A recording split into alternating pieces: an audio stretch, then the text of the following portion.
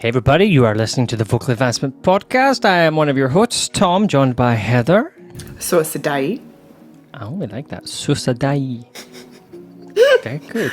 Where were we at? So that is Cambodian, which was requested by our guest today, that I did it in Cambodian, as she has a brother who lives in Cambodia. So I do apologise if her brother is listening to this and I completely butchered that, but I did my best. I thought it was very good.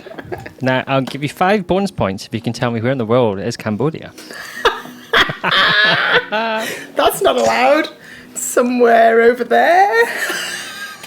I'm not sure. I want to say it's near Thailand. It's Asian. I was going to say it's somewhere in Asia. Google. Cambodia. It's somewhere in Asia. Yes, there we go. It is. It's near Thailand. It's near Thailand. There we go. Very All right. good. Yeah. All right. You only asked that question so that you could answer it and look good. Apparently, unconsciously, yes. I must have seen it somewhere in a program and not realised.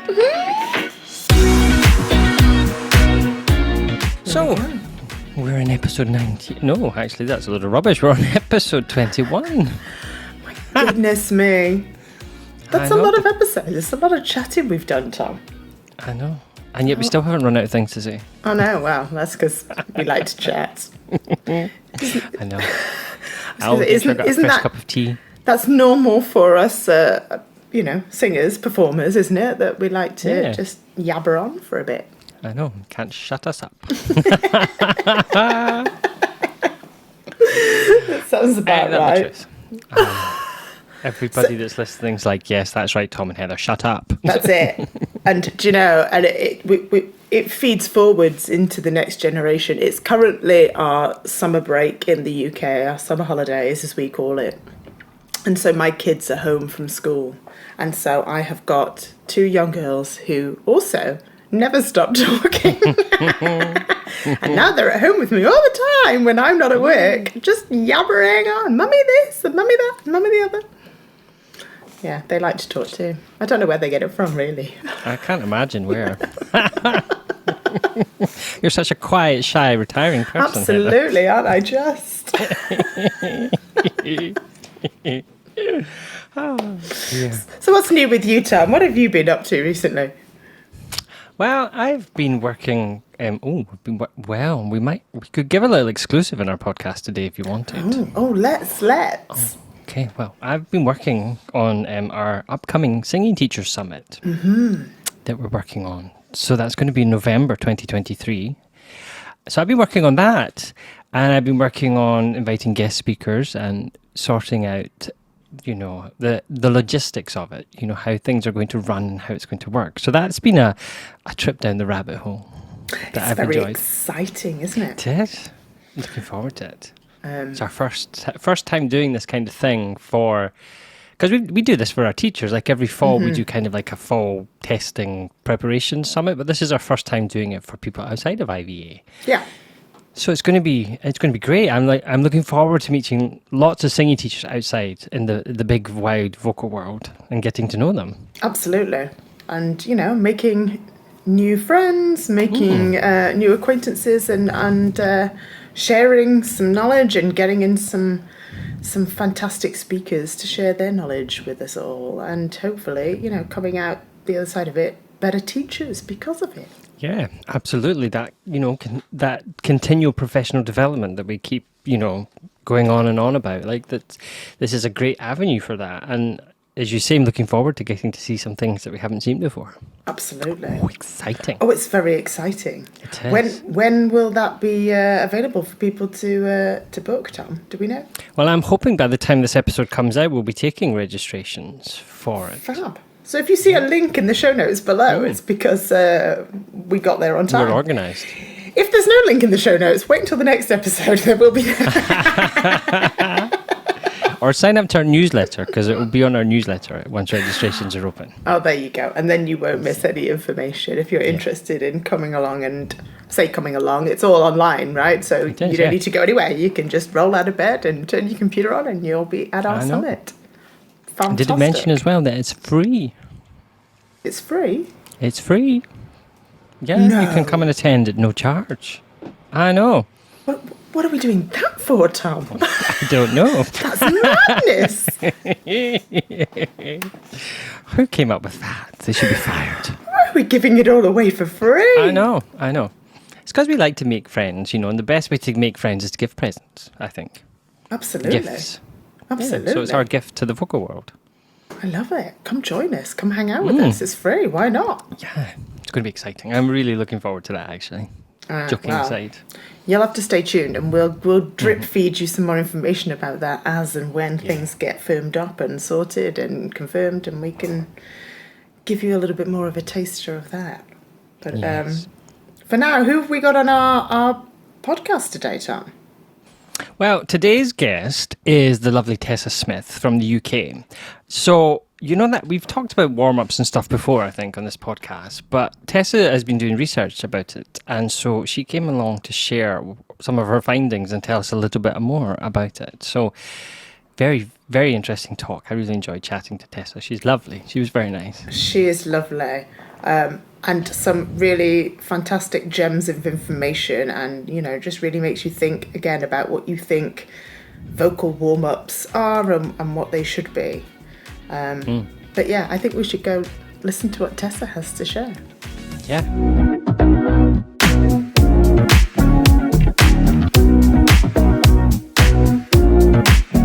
So Tessa, thank you for joining us on our podcast today. We are really looking forward to having a good old chat with you about a few things, but we want to gently ease you into the podcast. So we thought you could tell us a bit about how you got started in the singing world.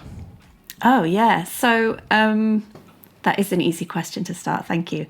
I think if we're going right back to childhood, I have just loved singing, and I always wanted to be a singer. And then I was really lucky with my schooling. I had some really great teachers, just music teachers, who really pushed me to go into that. I used to be really nervous, and I would avoid auditions and musicals even though I wanted to do them. So I had some really great teachers who gently forced me to do those things. And then as I got into high school and I did music A-level, and it became really clear that there was nothing really else that I wanted to do, that I could see myself doing. So I knew that meant that I was going to go to university to do singing. And I ended up at what is now Leeds Conservatoire studying on their jazz degree. And so I did that. So just out of interest, what was it that made you choose jazz over any other genre of music? Yeah, that's a really good question, because actually when I applied for that degree course, I applied for straight music. I was interested in jazz because my middle school teacher, which is years 5 to 8, was a jazz piano player. And so his music lessons often had a lot of jazz influence, and he ran the choir. And so there was a lot of kind of jazz around me, but only in school. And my dad listens to it, but isn't an avid jazz fan. And then when I moved into high school, again, one of the singing teachers, so one of the music teachers that came in when I was in my A-levels was also a jazz singer. She now works for Sing Up, actually. And so that was quite influential, because I'd been doing classical singing grades from year 9, and I did all my associated board grades. But in my A-levels, I also started doing the jazz lessons. And I think it was probably the creativity part. I think it was the not being bound by the rules, and improvising, as much as it can be quite nerve-wracking, it's also very freeing. And I think that was a big part of it. And I went to a summer school course in between my year 12 and year 13 at Leeds, and learned from some great singers. It was Tina May and Anna Stubbs, I think, were the two that ran it. And I met some people there. And so when I was applying, this is a long story, I'm sorry.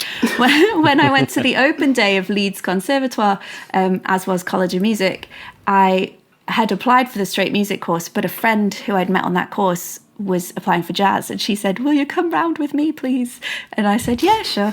And And by the end of that open day, I was like, actually, yeah, I want to do jazz. So I switched over. And I think for me personally, it was much better because it gave me a lot more career options. I think I'm more suited to that kind of singing. I don't think I would have been a working singer if I'd have been doing classical styles. That's interesting. So when did you venture into the world of teaching singing? Well, my first singing student was, I used to run a choir for the WI. There's a WI in Leeds called Buns and Roses. Yes. And I ran a pop-up choir for them at Christmas. We did caroling. And there was a lady in that group who really wanted jazz singing lessons. And I did not feel equipped, partly because she had perfect pitch. She could read music like you could read a book. And so anytime she saw any dots on a page, she would just sing it exactly as written. And I could not for the life of me work out how I could teach somebody like that, because the second I would give her some music, she would lose the sort of jazz improvisation thing. Mm-hmm. And I was I said no so many times. I mean, I didn't say no, I just sort of put her off so many times, and she was really persistent. And so I had to really think about how I was going to teach her. And so I said I would teach her, and what I did was I just ended up giving her lyrics to songs, playing from a chord sheet with no melody, and just making her, like asking her to make it up. And so she didn't know the song, but it didn't matter, because what I needed to do was get her into that kind of freedom place and not worry that there was a right and a wrong answer, because there isn't, especially not in that kind of music. So that was like me dipping my toe into one-to-one, which is very style-based rather than technique-based. And I was doing a lot of choirs. That's really been my way in, I think, as well. I've always done choirs. I love it. Yeah. So when did you start getting interested in this whole topic of warming up? Yeah, so I have never been great at warming up my voice. I had never been great at warming up my voice. When I was doing my lessons in my classical lessons in high school, I would turn up to my lesson. This is awful. I would turn up to my lesson, and my teacher had a set number of exercises. They were all like scales and little arpeggios and things, and on various different vowel sounds. And she would try and get me to do it, and I thought they were so boring. And I would come in and I'd go, "Oh no, can we just sing the songs? I've been singing all day. I'm warm," because I was singing to the radio or whatever. And she let me for the most part. Oh, okay. I know. Well, I think, to be honest, I was probably one of her most enthusiastic students, and somebody who she knew was going to go on to study music. Whereas I think not all of the students were like that. So she probably just was like, yeah, do what you want. But then that meant that I had a kind of, well, I'd look at it now and think slightly problematic relationship with warming up. And when I got to university, we would do warm-ups, but again, I found them really boring. They were long, they were repetitive. I didn't really understand why I was doing them. I knew that they helped, but did I have 20 minutes? I'm not very good at timekeeping, so I always felt like I didn't have enough time. And so then when this is only a few years ago now, I went to a teacher training course with Dane Chalfin and Kim Chandler. I know you've had Kim on recently. And she told us, the group, about her idea of warming up versus working out, and how the warm-up is completely just preparation based, and it's not musical, and it's only 5 minutes, 10 minutes tops. And she just talks about sirens and stretches, and I was like, what? I've never heard this. Like, why is it so short? Why is it not 20 minutes of boring stuff that I don't want to do. And that really, I was like, I'm sure other people know this, but I did not know that. And so fast forward, when I started doing my master's in vocal pedagogy, I was looking at things that I could do that were applicable to all of my students. So I work in a university, teaching singing to university students, and it's a popular music course, and they all do different styles, and they all have very different voices, and I like that, and I try to let them be as individual as they want to be. So I was trying to think of things that they all had in common, and one of those things of the very small list was warming up. So I studied warm up. I did a research project using them, finding out what they knew when they came into first year, delivering the information that I'd found through the research that I'd been doing, and then following up and seeing how if they had changed their routines, having then been given this knowledge. So what did your research unearth? So what were the gems that you shared with these students that maybe our listeners are waiting with bated breath to find out about? Well, it was interesting because having had that information from Kim, I was sure that the literature was going to sort of almost side with that. It's SOVT based, it's 5 to 10 minutes. The other stuff is a workout. Don't include it in your warm-up. And actually I didn't find that. What I found was that there are two camps, and the physiological side is quicker and can be not quite so musical in terms of just pitch glides and things and stretches, but that the other side of things, the side that I had been taught since school, that I unfortunately found quite boring, there are benefits to that too, especially in like resonance and therefore building confidence. And of course, if you're doing them to musical patterns and that kind of thing, that's going to help musicianship too. So I was a little bit surprised by that, because I had suddenly become a convert of like, a warm-up is just 5 minutes and it's really quick and easy and quiet.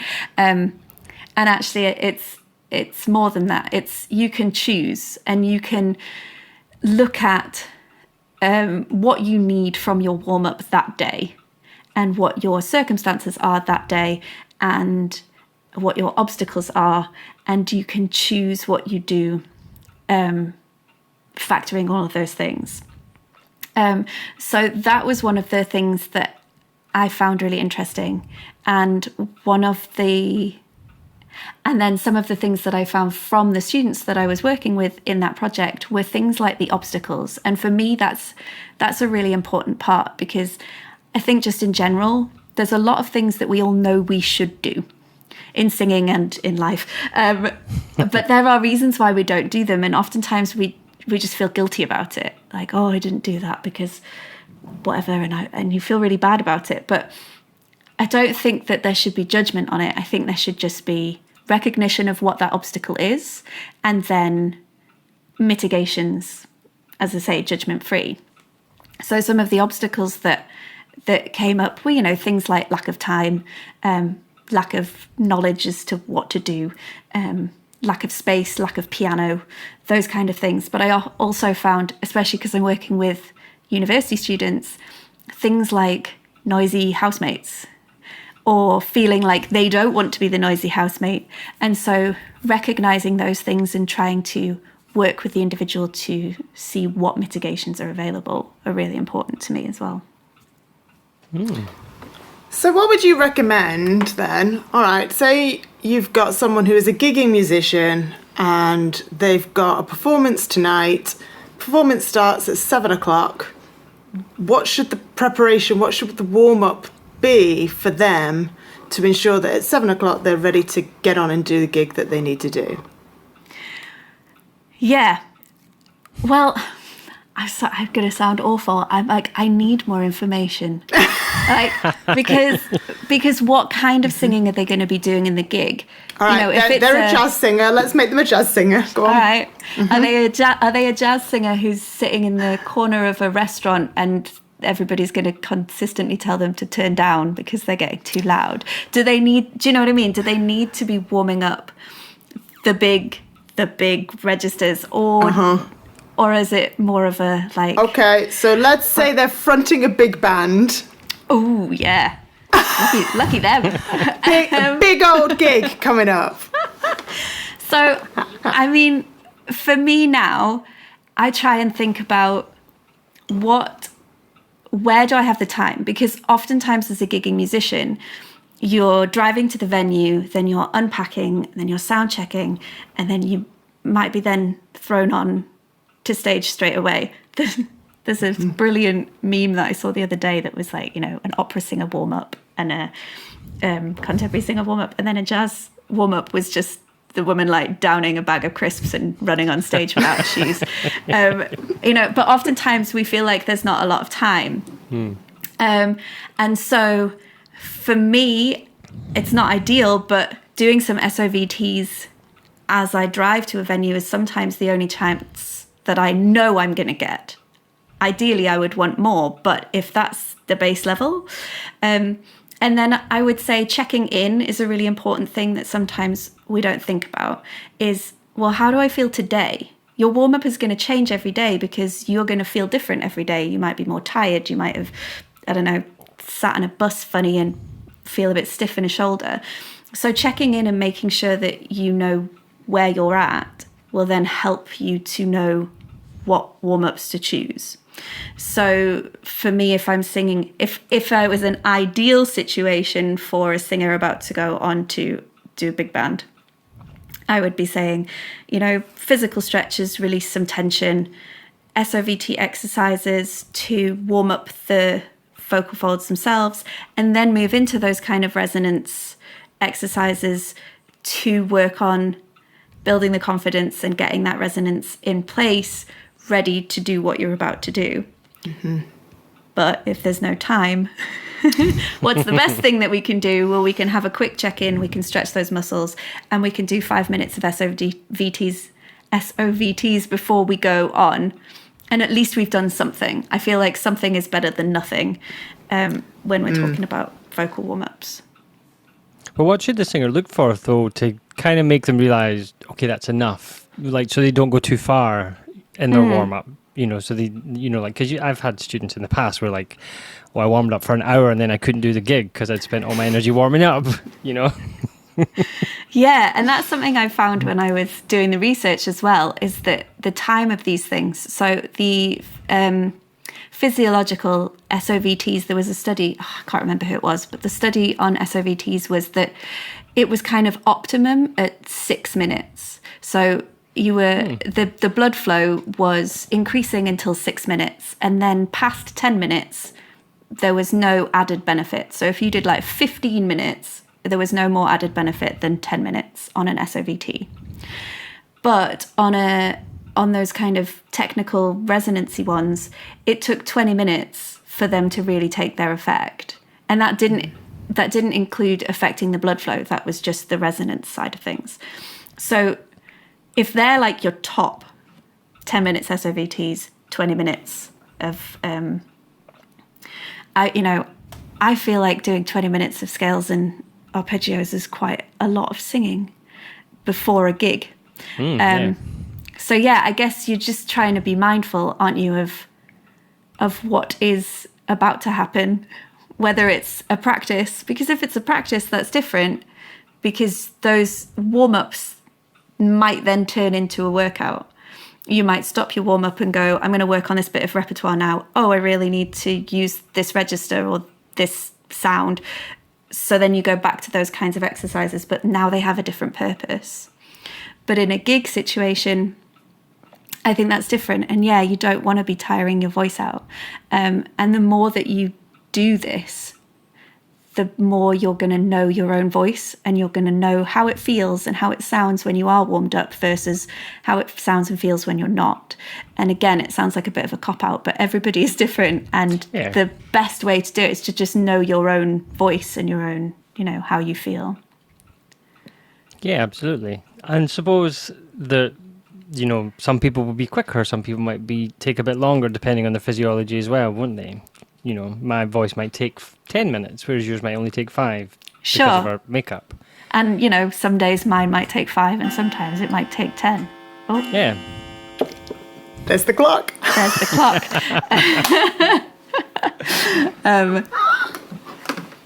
Yeah. So let's go back to I've decided our jazz singer is called Jemima the jazz singer.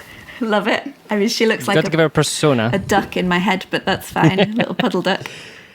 So Jemima's done her gig, it was a success, standing ovation after standing ovation, and she's now backstage. What does she do now with her voice then? Does she need to cool down, or is one of these things that you don't really need to bother with? I would say absolutely she needs to cool down. And this is another area of my education that was massively lacking.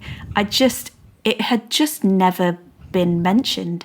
And now when I think about that, I think that is ridiculous. How could I have gone through, however many years and not know that was a thing? But yeah, I think that is just as important as the warming up. And so, yeah, again, kind of 5-10 minutes. And I do this with my choirs now, because I think it's so important. And I sort of make a joke about it, and I say, let's have a quick stretch. Where did I make you feel tense? Were you stressed about that thing that I was making you sing? Let's check in. But I think it's super important. And then again, those SOVTs. But if you think of the warm-up as taking you from kind of this base level to a place of singing, like here's speech level, here's singing, higher intensity thing. We don't want to just leave our voice up there. We need to bring it back down to the place again. And I think we've all had those circumstances where either we've done a gig or a rehearsal, or even just gone on a night out and used our voice in quite a high intensity way, not thought about it, gone home, gone to bed, and the next day we feel a bit tight, we feel a bit hoarse, and we go, oh, I overdid it. But, if we'd done that because we went for a run and we didn't stretch and then we just sat down, the next day we'd feel sore and we wouldn't go, oh, well, you might go, oh, I overdid it. But you'd probably more likely look first at the fact that you didn't stretch. And that's what I think I was certainly lacking, that kind of association with my voice. And so does the cool down to you look very similar to the warm up, or is it a entirely different routine? For me, it looks quite similar, just in a sort of descending rather than ascending kind of a way. I have not, it's one of my research areas to delve into, because when you do that you always find things that you didn't expect. But and I know there's loads of great literature about it that I haven't looked into yet. But for me, it looks very similar, and it's just about kind of releasing any tension. Obviously, we want to be trying to sing with as little tension as possible in certain areas. But if we have had that creep in, it's just about releasing that and making sure, as I say, that you're kind of going back to your base level for the next. And that, could you mention there, ascending and descending, that kind of made me think of when I was a younger teacher many moons ago, being kind of warm-up described as you start lower and move up the way, and then when you're finished, you start up the way and move down the way in your range. So does that kind of make sense in terms of warm-ups? Would you do your warm-up moving up, your cool down moving down kind of thing? I think so, but again, it's like I say to the choir folk when we're cooling down, oftentimes we are thinking about, we've just been at these high pitches, but what if you've just been singing bass and you've been really stretching your voice down there? You're actually bringing your kind of back to standard, might be counteracting that instead. So I think in general, oftentimes we do think about it in terms of a rising pitch, but again, it's sort of situation specific, isn't it? So it's basically bringing them back to where they would ordinarily be speaking as much as possible. Mm-hmm. And what about if, so Jemima's next morning for Jemima. I don't know why we're sticking with this analogy, I'm sorry, but it's in my head now. So maybe next morning Jemima's forgot to cool down and she's a bit puffy in her chords. Would you suggest that she then just rests her voice until maybe the next gig that night? Or is it better to do maybe something earlier on in the day to get the voice and the blood moving and then something later on in the day as well? So what's your take on that? I would say it kind of depends on the circumstance and how she feels and what she knows about her own voice. But for me, those SOVT type warm-ups shouldn't be particularly strenuous. And so if we're just thinking about gently easing things, I wouldn't say, go and do all your arpeggios up to a C5 or whatever, C6. But, I would say that there's probably not a lot of harm in just bubbling away or blowing on a straw for a couple of minutes just to see how it feels. And if it doesn't feel great, then you go off and you think about your life choices. No, no, and you think about what you're going to do, and maybe you drink some water or inhale some steam or do what you think you need to do, get some more rest, and then check back in. Because it kind of, I'm getting from you that it's important to know your voice, know your voice, know where it is, where it sits, what feels good, what feels bad, so that you then have a frame of reference. And I guess you can only really get that unless you know a lot about the voice or you work with somebody that knows a lot about the voice. And so so people should take lessons, singing teachers. Just put that in there. Yeah, well, I think it's important, isn't it? I think taking lessons is a really good thing to do because you will learn that. But ultimately, your singing teacher isn't going to be at your beck and call all the time. So you have to make sure that you're using their knowledge and you're taking that on board. And then you're doing your own stuff. You're doing your own practice and your own reflection and all that stuff to make sure that you are the expert in your own voice. They might be the expert in voice, but you have to know your voice as well, just as well, if not better, because they're not there all the time, but you are. Yeah, So I love that. true. And we're the only ones that know how our voice feels in our body, aren't we? So that's really important. But what about, so let's say we've had Jemima, let's have Roger, the public speaker. Do these same principles apply to people that are in speaking? So for example, this podcast, should we have been thinking about warming up our voices before coming on and using our podcast voices? I didn't realise we had a podcast voice, Tom. I was going to say, darling? do I have a podcast voice? I don't know. I don't sound like this in normal life. I don't know. I think that that's a difficult one, isn't it? Because obviously it's a bit like walking versus running. And do we warm up before we walk? Do we warm up before we speak? But then if you are using your voice all day, every day, there is going to be benefit to warming it up at the beginning of the day. And I think, again, you'll hear and see lots of different opinions on it. I think professional speakers, absolutely, warming up their voice is going to be beneficial. And that's going to look like those physiological SOVT things, but it's also going to look like maybe not scales and arpeggios, but maybe things like articulation exercises, tongue twisters, those kinds of things is going to be really helpful. Maybe, no scales and arpeggios, but maybe getting to a projected place, but again, I think it's a difficult one because I honestly did not warm up before I came to speak to you today. But then, I'm a parent and I spend all my day yelling at kids. Maybe it's more important that I just cool down at the end of the day. I'm like, that was a lot of yelling.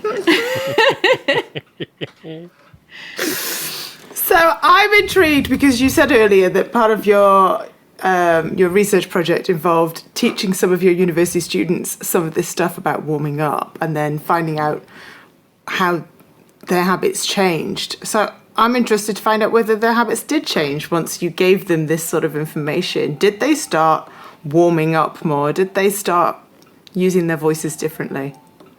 Well, I mean, they said they did.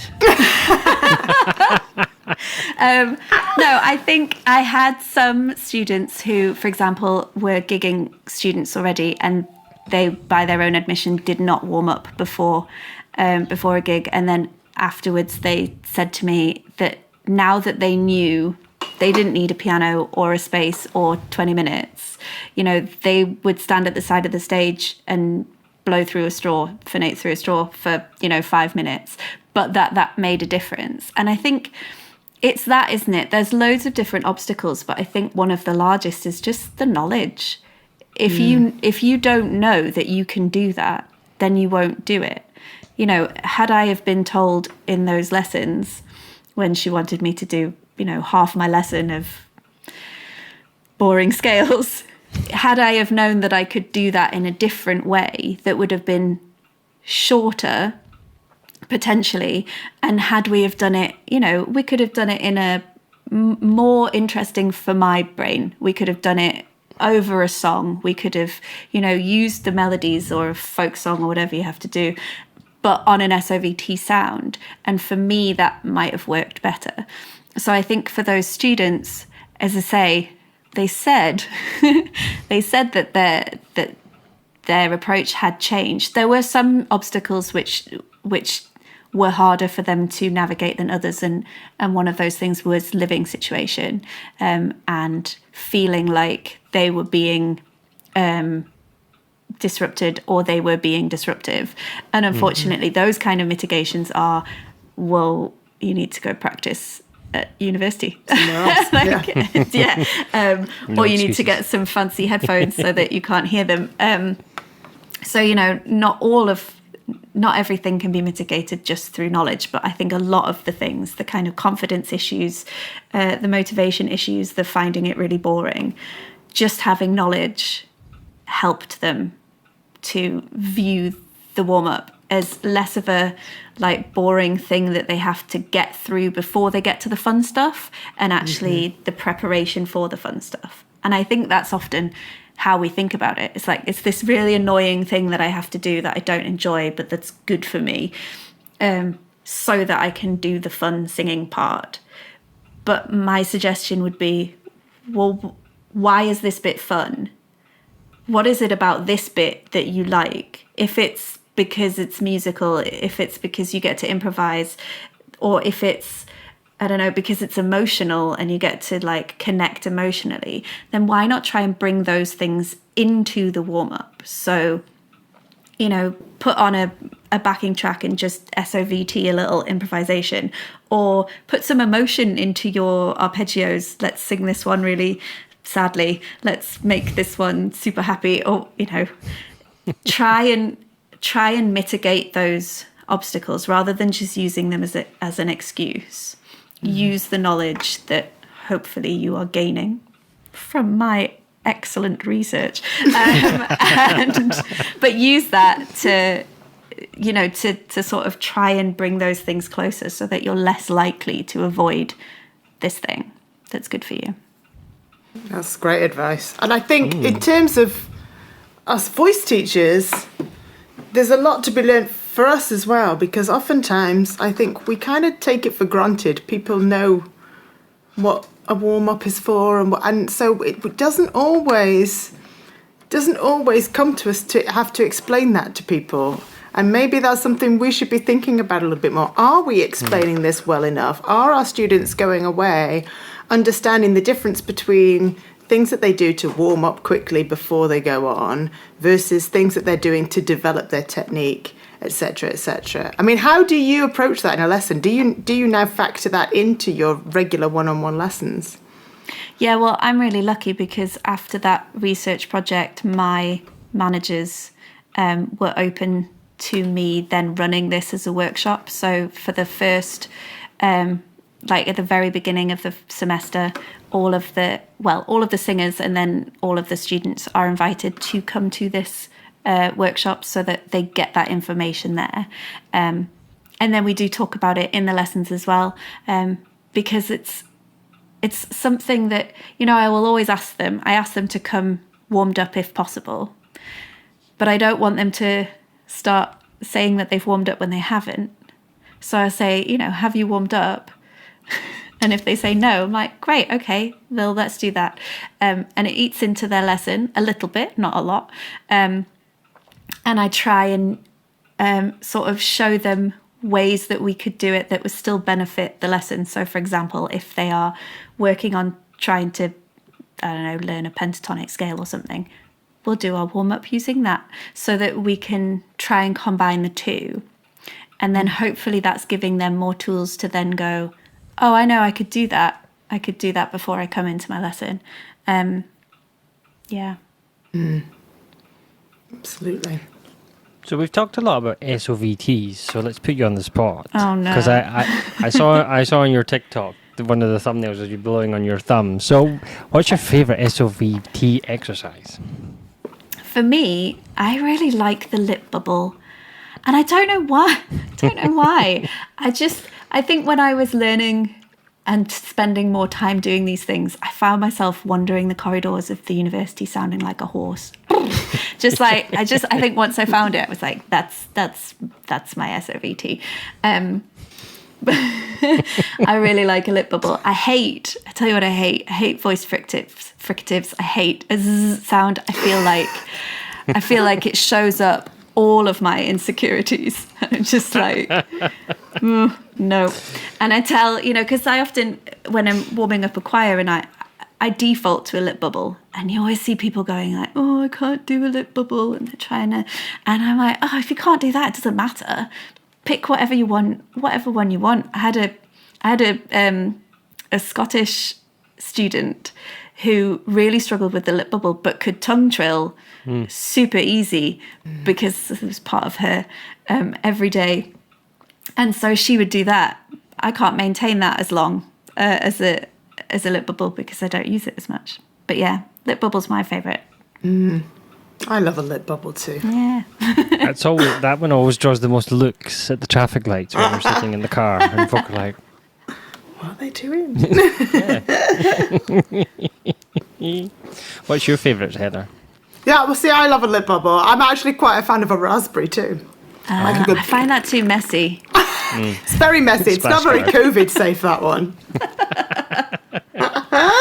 But the look of horror on someone's face if they're struggling with a lip bubble, and I suggest they do that instead. It just amuses me. And you see, I do have a fancy straw, but I've lost it. And that's the problem when you rely on external things. Is I don't know where it is. I'm assuming a child has stolen it. I'm not sure. Thought it was something to drink from. But yeah, and if I had sort of told myself that was the vital thing that would help me warm up, then I would be really stressed and I would probably be avoiding warming up because I'd be like, I don't have my straw. So for me, it's really important to know alternatives. Yeah, because otherwise, my brain will go, oh, well, can't do it. That's it now. So.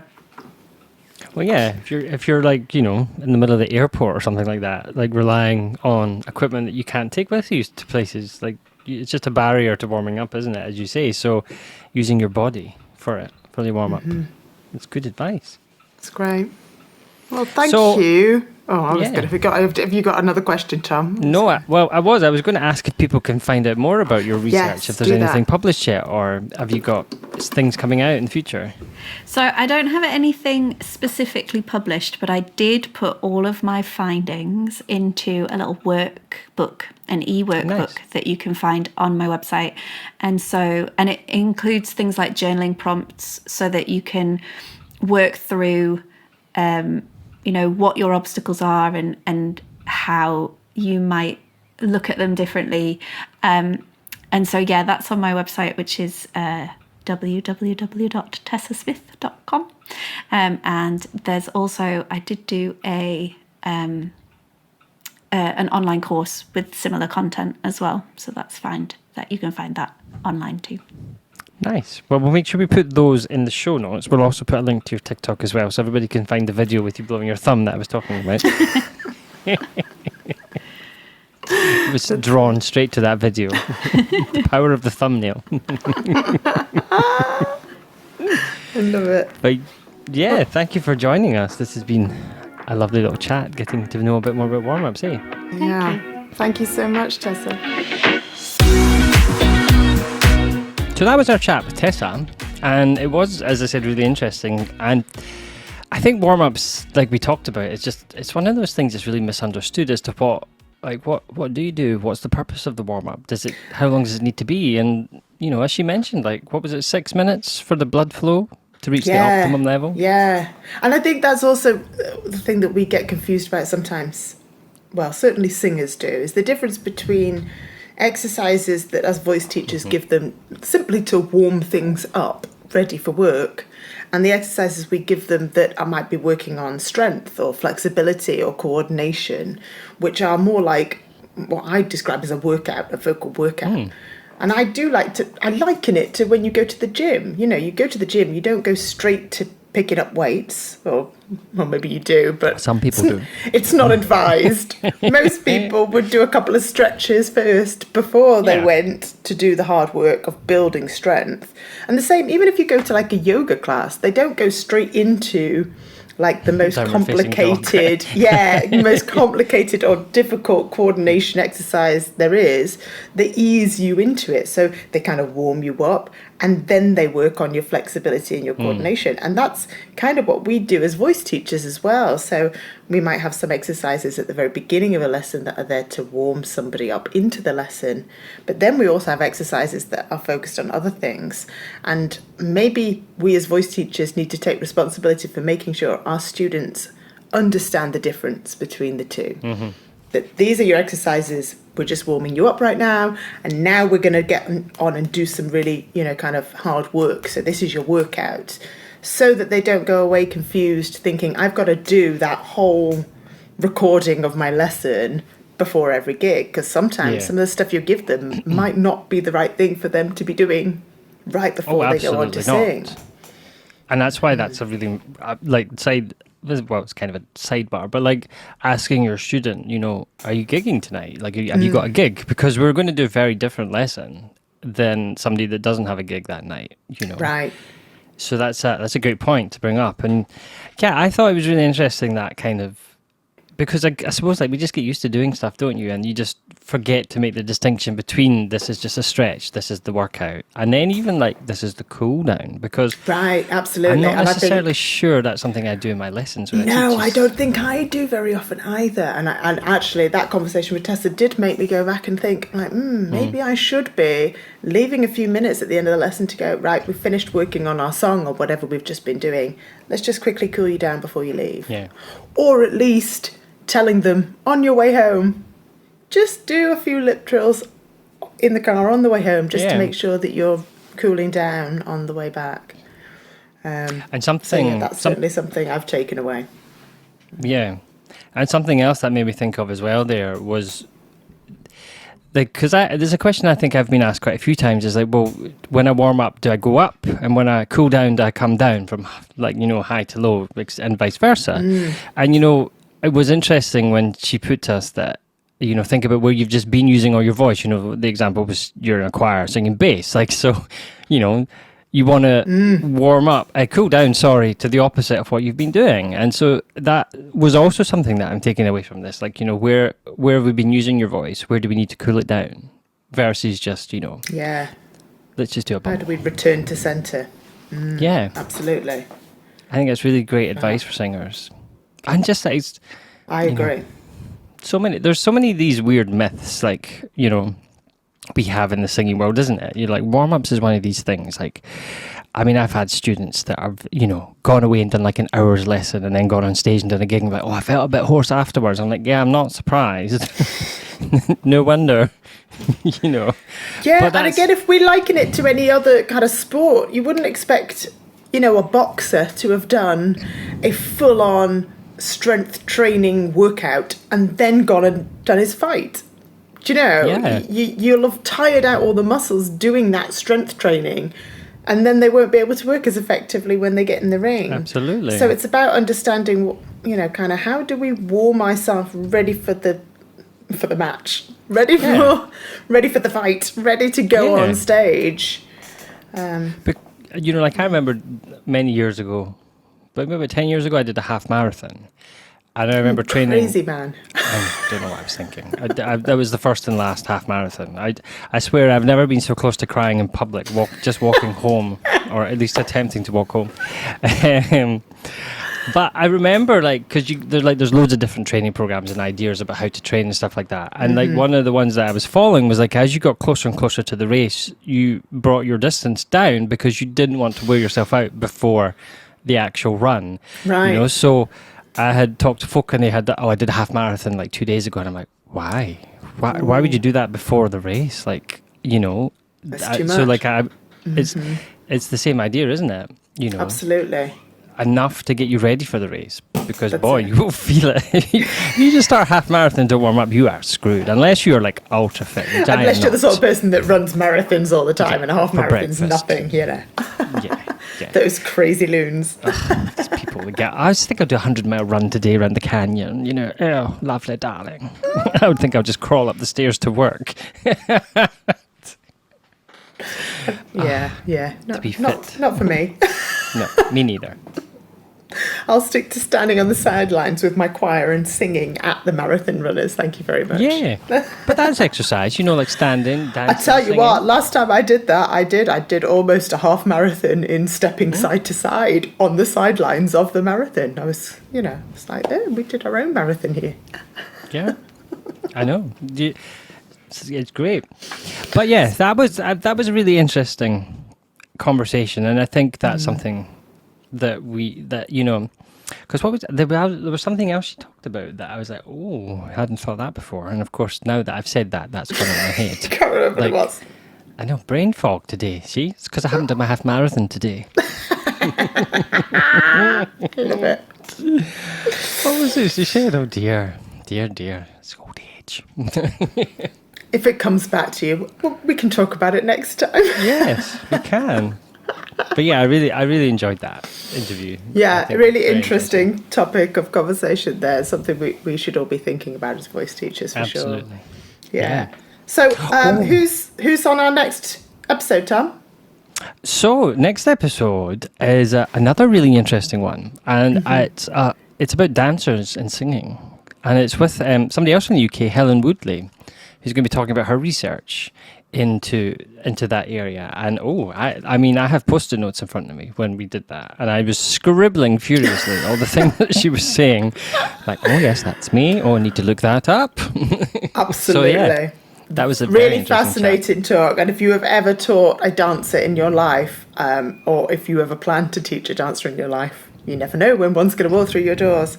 You really want to listen to what this lady says, because it's really important. Yeah, it was another great interview. I really did enjoy that one as well. And I remembered what I was going to say about warm-ups. Oh, go for it. It wasn't something that Tessa said. It was actually a shameless plug. Because it just so happens that IVA has a warm-up app coming out very shortly. See, I know. See, we were well ahead of ourselves like 2 years ago when we started this. We had this episode in mind. But yeah, we have a warm-up app coming out for iOS and Android phones for male and female singers. And it has just the right exercises to get the blood flowing. So amazing stuff. yeah. Well, there you go. So, will there it's be just a very link to timely. that yet in the show notes, or is that still in the works? It's due to come out in October 2023. So this episode will go out just before it's ready. So the best thing to do is we'll put a link to the mailing list, and you can sign up to the mailing list, and then you'll get notified when the app is released. Amazing. Yeah, but it's exciting. There you are. I know. Have your little warm-up app with you at all times, In your and you'll be pocket. sorted. Yes, no excuses. I love it. Yeah, Oh, well, thank you for joining us today, everybody. indeed. I know. Hope that people find that interesting, and yeah, I'm loving the guests that we're getting on the episodes. They're just, I feel like I'm learning something every time we chat to somebody. It's Which great. is fantastic. I love learning. Don't we? Just never stop learning. I love learning. And hopefully you guys listening at home are also learning stuff. And, just as a side note, if there are people that you think we ought to be having on our podcast because you think they've got some gems to share, give us a shout out. Let us know. Who should we be interviewing so that we get their wonderful ideas and thoughts as well? And that's we'll see what we can do. Yeah, drop an email to hello@vocaladvancement.com. We'll put a link, or we'll put that in the show notes as well. Yeah. But I would be really interested to see some of the suggestions that come in, because I'm sure there are so many people that we're just not aware of yet that Absolutely would have some amazing stuff to share.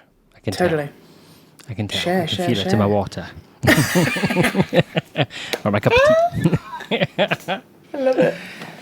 Yeah, Wow. so that was the episode. That was it. Poof, Just like gone. that. Done. I know. We'll see you next time. I know. Have a great day. Don't forget to subscribe wherever you listen, and watch on YouTube. I tidied my room specially for this episode, so it's very neat and tidy behind me. So make sure you watch on YouTube just to see how neat and tidy it is. I even got a duster out.